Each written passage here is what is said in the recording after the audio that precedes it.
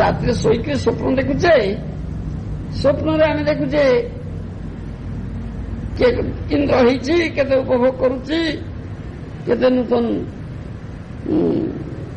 ସଙ୍ଗ କୋଉଠି କୁଆଡେ କରି ପକେଇଲାଣି, ଆନନ୍ଦ ପାଇପାରୁଛି ଏଇ ସ୍ୱପ୍ନରେ। ନିଦ ଭାଙ୍ଗିଗଲା ତ ସେଇ ସେ ବେଡରେ ଶୋଇଛି, ସେ ସ୍ୱପ୍ନ କୁଆଡେ ଗଲାଣି। ମିଥ୍ୟା ଅଳିକ, ମିଥ୍ୟା ଯେପରି ସ୍ୱପ୍ନଟା, ଏଇଟା ବାସ୍ତବତା କିଛି ନାହିଁ। तद्रुप भाव ये जो थोड़ा आसक्ति, ये जो affection for his wife and children, जो आसक्ति, पुत्र कन्या भात्या प्रति जो आसक्ति,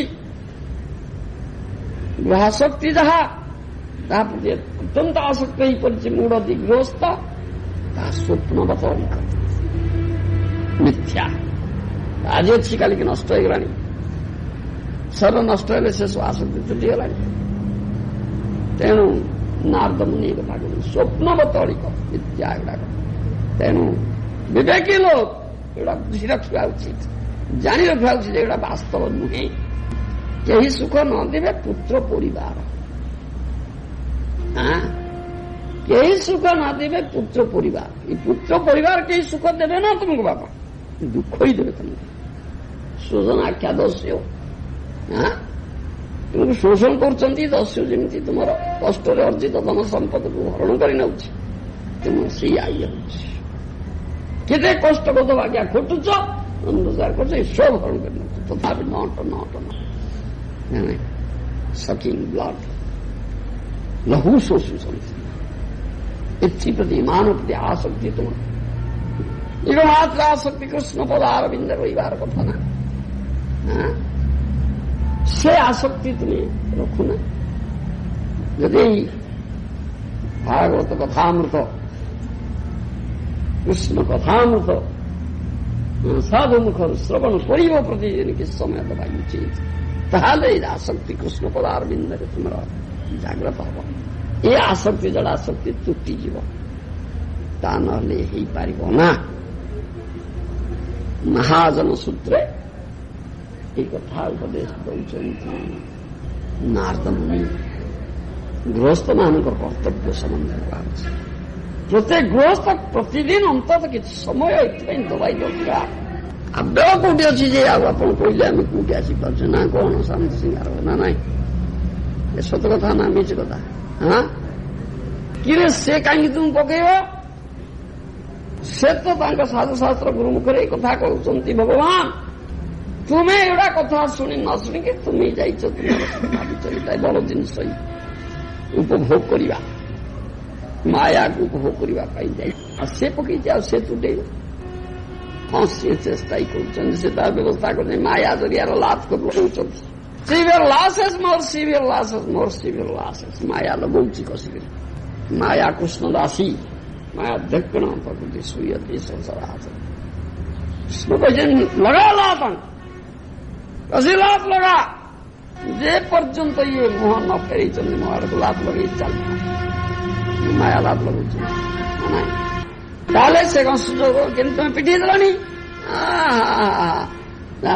सुतमित रमणी समाज ततला सैकते बारी बिंदु मत ततला सैकते बारी बिंदु मत सुतमित रमणी समाजे।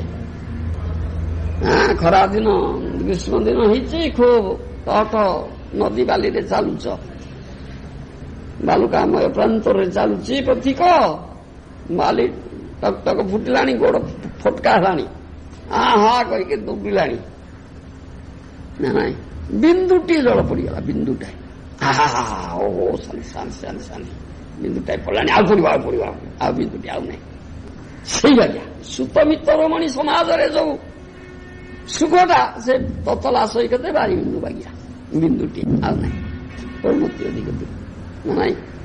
ଆଶା ପରେ ହବ ହବ ହବ ହବ ଆସିବ ଆସିବ ସୁଖ ଆସିବ ଆନନ୍ଦ ଆସିବ, ହଁ ଚାଲିଯିବ ଚାଲିଯିବ, ଏଇ କେବଳ ରହିଲା ଏଇ ଆଶାରେ ଆଶାରେ ରହିଗଲା। ଅଧିକରୁ ଅଧିକ ଦୁଃଖ, ସୁଖ କୋଉଠି ଯିବା ବା,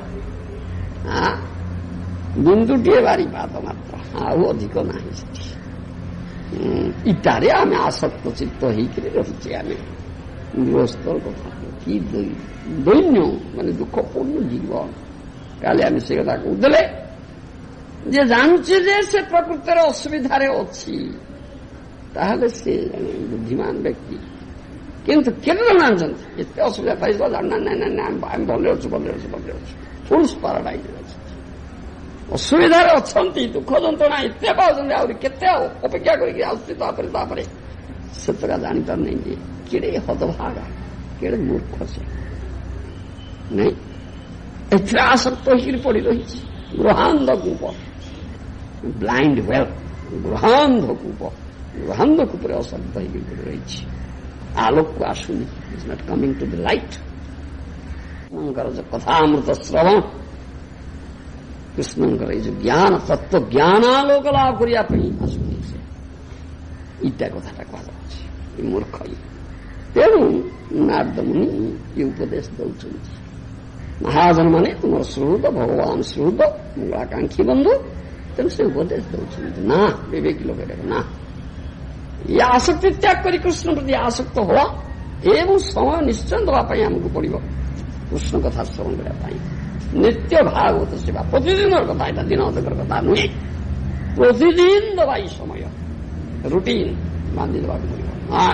ସମୟ ଯିବା, ସତ୍ସଙ୍ଗ କରିବା, ଭାଗବତ ନିଶ୍ଚୟ ଶ୍ରବଣ କରିବା, ତାହା ନହେଲେ ହବ। ଅଧିକ କଥା ପରେ ପରେ କହିବେ।